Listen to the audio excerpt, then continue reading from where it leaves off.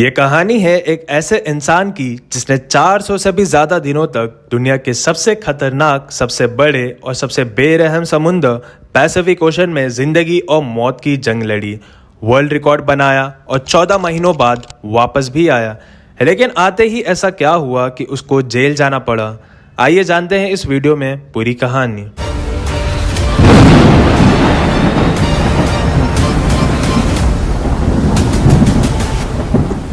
Pacific ocean का नाम सुनते ही न केवल लोगों को बल्कि बड़े बड़े कार्गो और क्रूज शिप्स के कैप्टन्स को भी डर लगता है। पूरी दुनिया में 71% पानी है जो कि डिवाइडेड है 5 ओशन में, Atlantic, Pacific, Indian, Arctic and southern, जिनमें से सबसे बड़ा ओशन पैसिफिक ओशन माना जाता है जो कि 155 मिलियन स्क्वायर किलोमीटर से भी ज़्यादा एरिया में फैला हुआ है। इस ओशन में कुछ ही आइलैंड्स हैं जो कि बहुत ही छोटे हैं और कुछ ऐसे हैं जिनमें आज तक किसी इंसान ने कदम भी नहीं रखा है। अब क्योंकि पैसिफिक ओशन इतना बड़ा है, इसमें कोई इंसान या बोट गुम हो जाए तो उसे ढूंढ पाना नामुमकिन है। पैसिफिक ओशन में 14 महीनों तक जिंदा रहने वाले इंसान का नाम था जोश सैल्वाडोर अल्वारेंगा। इस इंसान के पास 7 फुट जितनी छोटी सी एक बोट थी जिस पर सीधे लेटा भी नहीं जा सकता था। और सोचिए, ये इंसान 1 साल से भी ज्यादा इस बोट पर जिंदा भी रहा, समुंदर के खतरनाक तूफान और समुंदर की बेरहमी का सामना भी किया और एक्सीडेंटली एक ऐसा वर्ल्ड रिकॉर्ड बनाया जिसे आज तक कोई भी दूसरा इंसान नहीं तोड़ पाया। जोश सिर्फ किस्मत से मजबूर था कि वो इस बदतर मुश्किल में फंस गया। ये बात है 2012 की। जोश एक 36 साल का एक्सपीरियंस मछुआरा था जो कि मैक्सिको के एक कोस्टल गांव में रहता था। 17 नवंबर 2012 को जोश अपने साथी के साथ मिलकर फिशिंग करने निकलता है, रोज की तरह अपने इस 7 फुट छोटे से बोट पर। इस बोट पर ज्यादा दूर तक जाकर मछली नहीं पकड़ा जा सकता था क्योंकि बोट बहुत छोटी थी, जिसमें एक इंजन और एक छोटा सा फ्रिज था, तो यहाँ वो दोनों सिर्फ कुछ ही मछलियाँ पकड़ सकते थे। उन दोनों ने 30 घंटे में वापस आने का फैसला किया। दोनों निकल पड़ते हैं। मैक्सिको से 120 किलोमीटर दूर अपना जाल समुंदर में वो फैला भी चुके थे कि अचानक एक खतरनाक समुद्री तूफान उन्हें अपनी ओर आता नजर आता है। वक्त बचाने के लिए वो जाल वहीं समुंदर में छोड़कर अपनी बोट एकदम स्पीड में भगाने लगते हैं। करीब 6 घंटे बोट स्पीड में चलाने के बाद वो दोनों अब किनारे से सिर्फ 20 किलोमीटर दूर ही बचे थे कि अचानक उनकी बोट का इंजन फेल हो जाता है।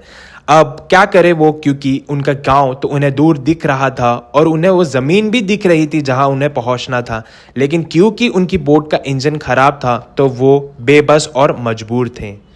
उनके पास एक रेडियो था जिससे उन्होंने अपने बॉस को अपनी लोकेशन भेजी थी और इंतज़ार करने लगे कि कोई नाव आएगी और उन्हें बचा लेगी। पर उनकी किस्मत इतनी खराब निकली कि रेडियो की बैटरी भी खराब हो गई। एक तरफ जहां वो किनारे को देख पा रहे थे और दूसरी तरफ अपनी ओर बढ़ते उस खतरनाक समुद्री तूफान को, जो कि इतनी स्पीड में उनकी तरफ आ रहा था जैसे मानो वो उनको जिंदा ही निगल जाएगा। तूफान के साथ हवाओं की शिद्दत भी बहुत तेज हो गई थी। वो इतनी तेज थी कि उनकी बोट को किनारे से लगातार दूर करते जा रही थी। कुछ ही देर में उन्हें किनारा भी दिखना बंद हो गया और तेज लहरें उनको दूसरी तरफ खींचने लगी। इनके बॉस तक जब ये मैसेज पहुंचा तब तक बहुत देर हो चुकी थी। उनके बॉस ने एक सर्च बोट भी भेजा, लेकिन हर गुजरते पल जोश सैल्वाडोर की बोट दूर होते गई। तूफान की वजह से ये लोग ना तो कुछ देख पा रहे थे, ना समझ पा रहे थे कि वो अब किस तरफ हैं और किनारा किस तरफ। हैरानी की बात यह है कि सिर्फ 5 दिनों में इनकी बोट किनारे से 450 किलोमीटर दूर समुंदर में जा पहुंची थी। छोटी बोट होने के वजह से इनको ढूंढ पाना और भी मुश्किल हो गया था। ना इनके पास कोई फ्लेयर गन थी, ना आग लगाने के लिए कोई सामान जिसे इस्तेमाल कर ये किसी को सिग्नल दे पाए।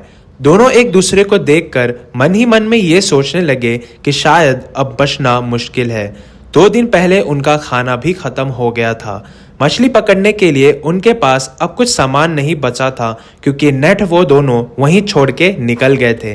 दोनों का भूख से एकदम बुरा हाल था कि अचानक एक पंछी उनकी बोट पर आकर बैठता है। ये दोनों एक दूसरे को देखते हैं और एकदम से उस पंछी पर हमला कर देते हैं, लेकिन फिर भी पकड़ नहीं पाते हैं।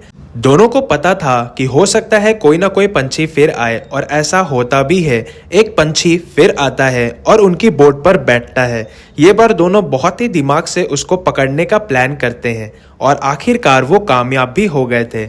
और इसी तरह वो दोनों अपना भूख मिटाने के लिए परिंदों का इंतजार करने लगे। समुंदर के खारे पानी को पीने से इंसान की मौत भी हो सकती है, जिस वजह से उन्होंने बारिश के पानी को बोतल में स्टोर करना स्टार्ट कर दिया और वही पीने लगे। लेकिन जब बारिश नहीं होती तब वो अपनी प्यास मिटाने के लिए टर्टल और मछलियों को पकड़ के उनका खून पीते थे, वो भी तब जब वो उनको पकड़ने में कामयाब हो पाते। दिन गुजरते गए और महीनों में बदल गए। ये दोनों अब जिस मेंटल टॉर्चर से गुजरने लगे, आप और मैं सपने में भी सोचकर कांप उठते। उसे इमेजिन करना भी हमारे लिए बहुत मुश्किल है। आखिरकार जोश का साथी ये टॉर्चर नहीं बर्दाश्त कर सका और 4 महीनों के बाद उसने सुसाइड कमिट कर लिया। अब बोट पर सिर्फ जोश अकेला बचा था और उसके चारों तरफ बस पानी ही पानी था, जिसको देखकर उसे जिंदगी की कोई भी उम्मीद बाकी नजर नहीं आ रही थी। लेकिन अपने हालात से तंग आकर वो जैसे तैसे दिन गुजारने लगा। मैप में अगर देखा जाए तो जोश जिस जगह मौजूद था उसे दुनिया का सबसे खामोश तरीन जगह माना जाता है, क्योंकि यहाँ से सिर्फ कार्गो शिप्स ही गुजरती हैं। मैक्सिको के किनारे को छोड़े अभी 6 महीनों से भी ज्यादा हो चुके थे और इस दौरान जोश ने अपने साथी को भी खो दिया था और इसी वजह से वो काफी ज्यादा फ्रस्ट्रेट हो गया था। एक दिन जोश को दूर समुंदर में एक कार्गो शिप नजर आती है। पिछले 6 महीनों में ये पहली शिप थी जो उसे नजर आई थी और ये मंजर देखते ही उसमें जिंदा रहने की उम्मीद फिर से जाग गई। जोश ने कार्गो शिप की तरफ हर मुमकिन इशारा करने की कोशिश की, मगर बदकिस्मती से जोश से वो शिप काफ़ी दूर थी, जिसके कारण वो शिप वाला जोश की छोटी सी बोट ना देख सका और देखते ही देखते जोश के नज़रों से वो शिप भी गायब हो गई। अब जोश सोचने लगा कि शायद उसकी किस्मत में अब मरना ही लिखा है।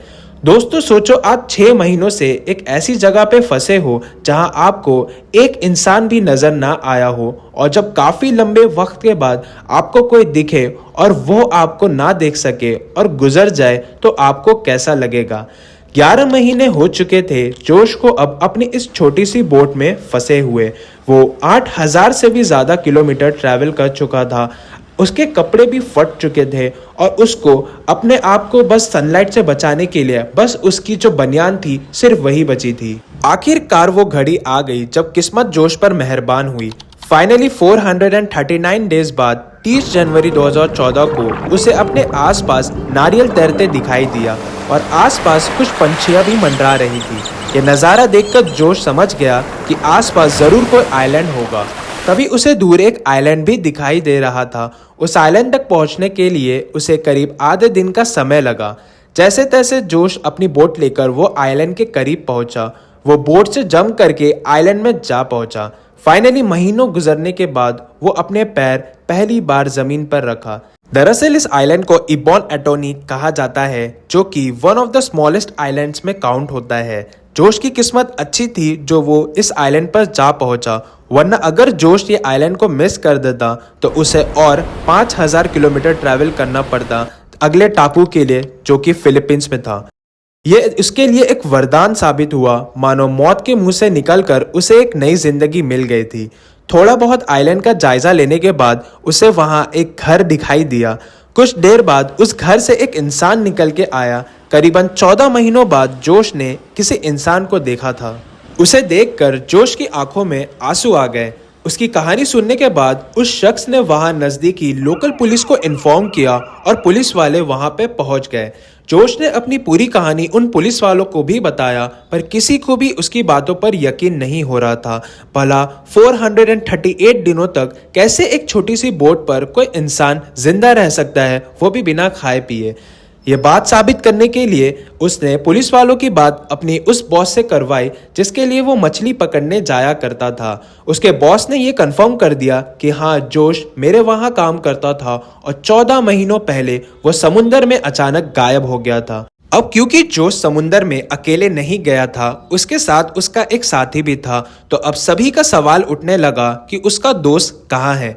जब जोश ने उनको बताया कि उसके दोस्त ने 4 महीना समुंदर में सरवाइव करने के बाद पानी में सुसाइड कमिट कर लिया, तो किसी को भी उसकी बातों पर यकीन नहीं हुआ, खासकर उसके दोस्त के घर वालों को, जिन्होंने आगे जाकर जोश पे केस कर दिया, ये कहते हुए कि जोश ने ही अपने दोस्त को मारा होगा और भूख के मारे उसे खा लिया होगा। कुछ दिनों तक ये मुकदमा कोर्ट में चलता है, लेकिन आगे जाकर जोश को छोड़ दिया गया। उसके कुछ दिनों बाद जोश की स्टोरी सुनकर एक राइटर ने उसकी बुक पब्लिश किया 438 डेज के नाम से। जाने अनजाने में अपनी जिंदगी बचाते बचाते जोश साल्वाडोर ऐसा वर्ल्ड रिकॉर्ड बना दिया जिसे आज तक कोई भी तोड़ नहीं पाया। That's it for today, guys. I hope you like the video. If you really like my work, then please subscribe, like and share my channel for more such amazing stories. Love you all. Bye.